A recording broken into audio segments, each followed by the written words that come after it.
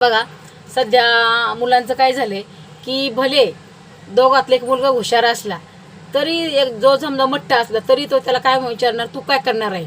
तर तो जर म्हणला मी MPSC करणार आहे, लगेच हा म्हणणार मी पण MPSC करणार आहे. तो जर म्हणला मी सॅप करणार आहे, तर हा लगे म्हणणार मी पण सॅप करणार आहे. परंतु आपली क्वालिटी ओळखा ना. तो हुशार आहे म्हणून MPSC सॅप करू शकतो, तुम्ही करू शकता का नाही.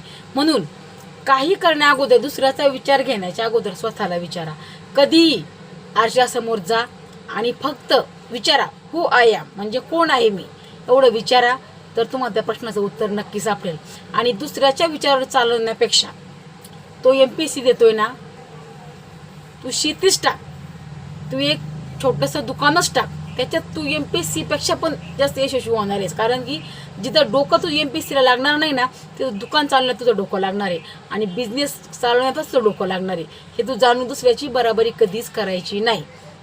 आणि भंगार जीवन जगण्यापेक्षा काहीतरी बिझनेस स्टार्टअप करा, दुसऱ्याची बराबरी करण्याचं सोडून द्या आणि दुसऱ्याचा विचार करणं सोडून द्या. स्वतःला प्रश्न विचारायचं, हू आय एम, मी कोण आहे.